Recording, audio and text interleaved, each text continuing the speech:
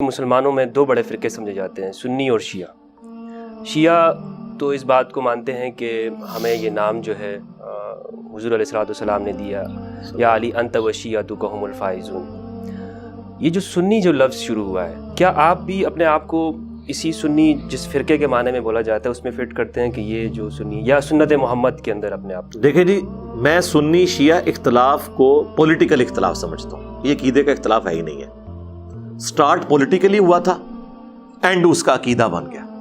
مجھے بتائیں، جو شیعان علی تھے، کیا انہوں نے خلفائے ثلاثہ کے دور میں ان کی بیعت نہیں کی ہوئی تھی؟ تو شیعہ کی نظر سے دیکھیں تو وہ سارے سنی تھے، خلفائے ثلاثہ کی بیعت کی تھی۔ اب یہ علیحدہ بات ہے وہ کہیں کہ جی حکمت کے تحت کی تھی، اینڈ رزلٹ یہ ہے کہ اینڈ رزلٹ یہ تھا۔ اچھا، اب وہ شیعان علی بنے۔ شیعان علی تو ہمارے ہاں جو اہل سنت جو محدثین ہیں یہ بھی لکھتے ہیں کہ شیعہ اس دور میں سنیوں کے لیے بولا جاتا تھا۔ نہیں، وہ ہاں بالکل ٹھیک بات ہے، چلے یہ تو انڈورس ہو گیا۔ شیعہ اور سنی، یہ جو شیعان علی اور شیعان معاویہ، جیسے مصنف ابن ابی شیبہ میں جو قنوت نازل ہے، اللہم علیک بمعاویہ و اشیاعہ، اے اللہ شیعہ معاویہ اور اس کے شیعہ کو برباد کر، عمرو بن عاص اور اس کے شیعہ کو برباد کر۔ تو یہ شیعہ جب مولا علی بول رہے تھے اپنے مخالفین کو، تو شیعہ عقیدے کے لیے تو نہیں بول رہے تھے، پولیٹیکل اختلاف تھا۔ اس پولیٹیکل اختلاف میں اگر کوئی شیعہ کہتا ہے نا اپنے آپ کو، تو میرے خیال ہے سارے سنی شیعہ ہیں۔ کوئی بھی سنی ایسا نہیں ہے جو مولا علی علیہ السلام کو حق پہ نہ مانتا ہو۔ زیادہ سے زیادہ یہ ہے کہ میجارٹی یہ کہتی ہے کہ اجتہادی خطا تھی مخالفین کی، اور جن کو اللہ تعالیٰ شرح صدر کر دیتا ہے وہ بات کرتے ہیں جو مولا علی قاری نے لکھی ہے۔ ہاں ٹھیک ہے، وہ میں نے ساروں کو بتائی ہوئی ہے، وہ کر دیتے ہیں بات۔ اچھا، لیکن اینڈ رزلٹ یہ ہے کہ دونوں الحمدللہ اپنے آپ کو آج کی ڈیٹ میں کہتے ہیں شیعان علی پولیٹیکلی۔ لیکن اگر عقیدے کی بنیاد پہ کریں تو سرکار ہمیں کوئی بات مجبور نہیں کرتی کہ ہم ایک پولیٹیکل اختلاف کی بنیاد کے اوپر قرآن سے روگردانی کر دیں۔ ملت ابیکم ابراہیم وسماکم المسلمین من قبل وفی ھذا۔ یار رسول اللہ اپنے آپ کو مسلم کہتے تھے، وانا اول المسلمین، ٹھیک ہے، ابراہیمی مسلم، یہ ٹرمنالوجیز ہیں۔ آپ دیکھیں شیعہ نے اپنے لیے وہ نام تو رکھا، لیکن ٹرم وہ کیا یوز کرتے ہیں؟ مومنین۔ وہاں کیوں مومنین ٹرم یوز کرتے ہیں؟ کہتے ہیں قرآن کی ہے۔ تو قرآن کی اگر یہ ٹرم ہے تو اللہ کے بندوں پھر عقیدے کے طور پر اپنے آپ کو مسلم کہو، کیوں شیعہ کہتے ہو؟ قرآن میں بھی جو وہ آیت پیش کرتے ہیں کہ نوح کے شیعہ میں سے ابراہیم تھے، وہ تو گروہ کی بات ہو رہی ہے۔ وہ نوح علیہ السلام اور ابراہیم علیہ السلام میں کتنا فرق ہے، وہ یہ بات ہو رہی کہ انبیاء کا ایک گروہ ہے، انہی میں سے یہ بھی تھے۔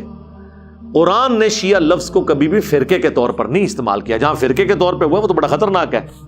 ان الذین فرقوا دینہم وکانوا شیعا لست منہم فی شیء، ایسے شیعہ میں سے ہے نبی تم بھی نہیں ہو۔ وہاں تو شیعہ نٹوریس معنوں میں آیا ہوا ہے، ٹھیک ہے نا۔ وہ ایک اور چیز ہے، عقیدے کے اعتبار سے ہم مسلم ہیں۔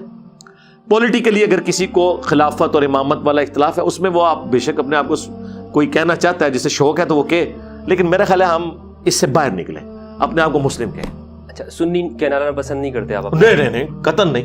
میں نے اپنی ویب سائٹ کا نام بھی رکھا تو اہل سنت پاک رکھا۔ پاک فار پاکستان بھی تھا، اور پاک یہ بھی تھا کہ یہ اہل سنت سے مراد میں فرقے کے طور پہ نہیں لے رہا، اس سے میں پاک ہوں۔ اہل سنت سے مراد جو اہل سنت کا منہج تھا، یعنی ظاہر ہے میں نے اصول الکافی تو نہیں یہاں رکھی ہوئی، بخاری مسلم رکھی ہوئی ہے نا، تو امام مسلم نے مقدمے میں لکھا ہے کہ اہل سنت کی حدیثیں لی جائیں گی، اہل البدع کی نہیں لی جائیں گی، اور اس طرح۔ لیکن اگر ان معنوں میں آپ کے نا، وہ تو پھر اہل الحدیث بھی لکھا ہوا ہے صحیح مسلم کے مقدمے میں کہ اہل حدیث کے نزدیک یہ ہے، تو کیا آج کوئی بریلوی دیوبندی اپنے آپ کو اہل حدیث کہنے کے لیے تیار ہے؟ وہ تو گالی سمجھتے ہیں اسے، وہ کہتے ہیں نہیں وہ والے، وہ تو حنیف قریشی صاحب نے مناظرے میں کہا ہے طالب الرحمان کے کہ او والے جڑے اہل حدیث ہیں وہ تو اسی ہیں۔ اگر او والے اہل حدیث تسی ہو تو مسیتی چ لکھو او والے اہل حدیث، لیکن نہیں، فرق آ چکا ہے۔ اچھا، میرے دنیا میں چھوڑے جانے کے بعد آپ دیکھ رہے ہیں کہ وہابی بھی اپنے لیے سنی کا لفظ استعمال کر رہے ہیں۔ توصیف راجدی صاحب کہہ رہے ہیں یہ سنیوں میں گھسے ہوئے ہیں۔ کل تک تو تم سنی کہتے تھے بریلویوں دیوبندیوں کو، اپنے آپ کو کہتے تھے اہل حدیث، آج اپنے آپ کو سنی کہنا شروع ہو گئے ہو۔ بڑی اچھی بات ہے، تو مسجدوں میں بھی لکھو اہل سنت، بریکٹ میں اہل حدیث لکھو۔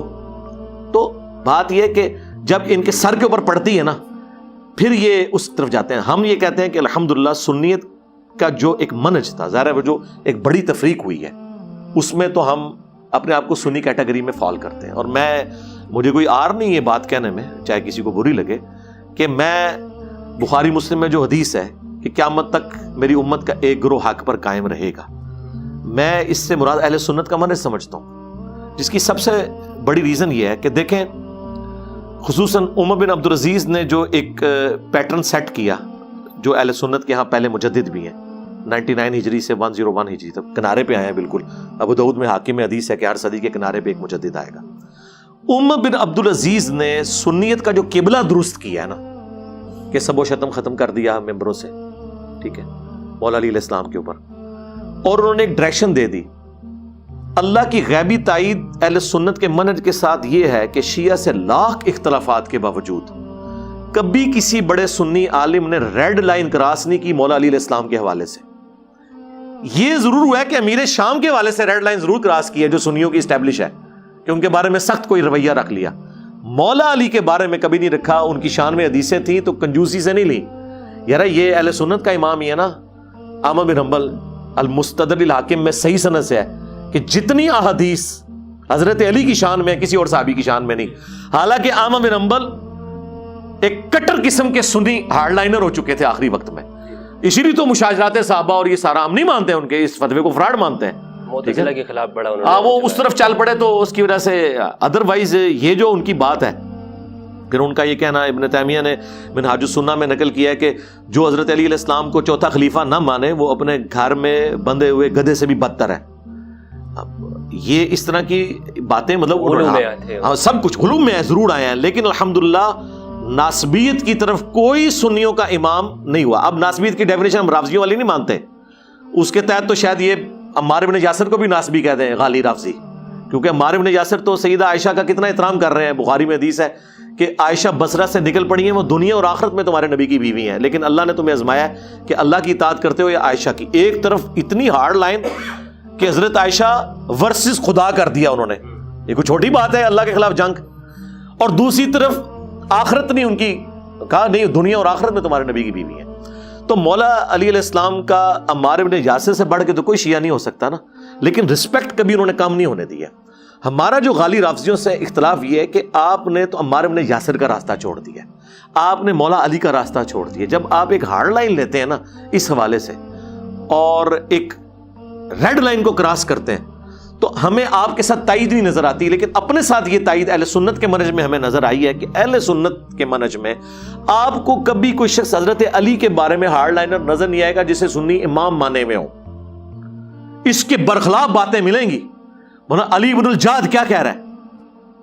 تہذیب التہذیب میں لے کے آئے ہیں ابن حجر اسقلانی کہ اگر مجھے قیامت والے دن پتا چلے کہ امیر شام کو اللہ تعالیٰ عذاب دے گا تو مجھے اس کا کوئی غم نہیں ہوگا. اور احمد بن حنبل کا استاد ہے، میں آپ کو بتا رہا ہوں ادھر غلو ملے گا، لیکن اس لیول پہ نہیں جائے گا کہ کوئی حضرت علی کی دشمنی میں اتر آئے. یہ غیبی تائید ہے. لیکن اس کے برعکس ہم نے دیکھا شیعہ کے اندر غلو آیا، وہ صحابہ کرام کی تکفیر تک بھی گئے اور سب و شتم تک بھی گئے. اور اگر وہ کہتے ہیں نہیں ہماری یہ عوام الناس جاہل کرتی ہے تو سرکار پھر آپ ایسے مکتب فکر آپ کے اوپر اللہ تعالیٰ کی امبریلا اس طرح نہیں ہے جس طرح سنیوں کے اوپر ہے کہ وہ ریڈ لائن کراس نہیں کرتے. آپ کی عوام بھی ڈیویٹ ہوتی ہے، علماء بھی اس قسم کی یعنی توہین امیز الفاظ استعمال کر دیتے ہیں کہ پھر مصیبت کھڑی ہو جاتی ہے. ایون اہل بیت کے منہج کو نقصان ہوتا ہے اس کی وجہ سے. تو یعنی میں اس اعتبار سے میں نے جب کریٹیکلی اس کو انالیسس کیا نا، اور پھر سب سے بڑھ کر جو عقیدہ یعنی بنیادی عقیدہ توحید جس کی جڑ قرآن ہے، وہ الحمدللہ مجھے جس حوالے سے سمجھ آئی ہے اس میں میں اہل سنت کے منہج کو قرآن کے عقیدے کے مطابق یعنی سمجھتا ہوں کہ یہ بالکل فٹ ان بیٹھتا ہے. پھر میری ایک ہارڈ لائن ہے، آپ کو پتہ ہے کہ چاہے سنی ہو یا شیعہ ہو، میں رسول اللہ کے بعد ختم نبوت کا تقاضا یہ سمجھتا ہوں کہ کوئی کشف، کوئی الہام، کوئی غیبی خبر سوائے ایک استثناء کے وہ خواب جو بخاری مسلم میں آیا، اور وہ بھی جب تک اسٹیبلش نہ ہو پتہ نہیں چلے گا. پہلے تو نہیں کو بتا سکتا کہ یہ خواب ہے تو یہ رزلٹ نکلے گا. ختم نبوت کے میں منافی سمجھتا ہوں. میں عقیدہ امامت کو اس لیول پہ لے کے جانا کہ اسے کوئی ڈیوائن مانے، یا کشف اور الہام کے عقیدے کو کہ اللہ اور بندے کا کوئی تعلق رسول اللہ کی وفات کے بعد بھی ہے اس طرح کا کہ اس کے اوپر کوئی باتیں نازل ہوتی ہیں اور وہ امت کو گائیڈ کرے گا اللہ سے پوچھ کے. میں معذرت کے ساتھ پھر یہ بڑی لجاجت سے پوچھوں گا کہ پھر غلام احمد قادیانی کا کیا قصور ہے؟ صرف یہ کہ اس نے امتی نبی اپنے آپ کو کہہ لیا، کام تو وہی ڈلا ہوا، چاہے چشتی رسول اللہ کہہ کے ہو، اشری تھانوی رسول اللہ کہہ کے ہو، یا امامت کو یہ بگڑے کہ ان کو اللہ تعالیٰ کو گائیڈ کرتا ہے. یہ تو بہت خطرناک بات ہے. اور یہ میں بتاؤں، آج میں جس دور میں یہ بات بیٹھ کے کر رہا ہوں نا، اس دور کے اندر تو اب بالکل عیاں ہو چکا ہے. 800 سے 1200 سال پہلے میں بات کرتا نا تو ان کا تھا دیکھیں یہ ہمارا امام موجود ہے.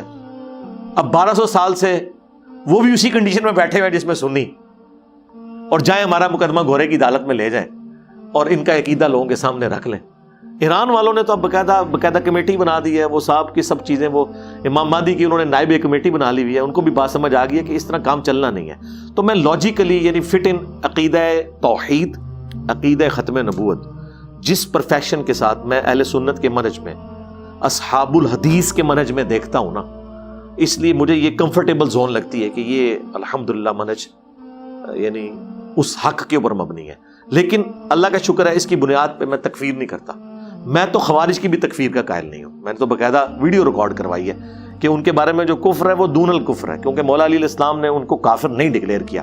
کہا ہمارے ایک بھائی تھے بھگوڑے ہو گئے ہیں، جو المصنف ابن ابی شیبہ میں آئے تو، اور بلکہ سنن کبریٰ البیہقی میں آیا کہ ابن عمر تو ان کے پیچھے نماز بھی پڑھ لیتے تھے. تو اگر میں خوارج کو کافر نہیں مانتا نا، تو بریلوی، دیوبندی، اہل حدیث، شیعہ تو یہ سارے ماشاءاللہ ان سے بہت بہتر ہیں. تو وہ ایک اپنی جگہ. لیکن ظاہر ہے کہ میں تو 24 کیرٹ سونے کی تلاش میں ہوں نا، تو وہ میں سمجھتا ہوں قرآن و سنت کی دلائل کی روشنی میں یہ عقائد فٹ ان بیٹھتے ہیں جتنی میں نے محنت کی ہے قرآن کے اوپر. اور اگر کوئی سمجھتا ہے کہ اس کے علاوہ کوئی عقیدہ ہے تو آئے ہمیں قرآن سے ثابت کرے کہ اس کے عقیدے کی جڑ کہاں پہ موجود ہے جو انہوں نے اس طرح کے عقائد کلیم کیے ہوئے ہیں، بتائیں. قرآن تو بالکل ان عقیدوں سے خالی ہے. الحمدللہ ہم تو کانفیڈنٹ ہیں. اچھا.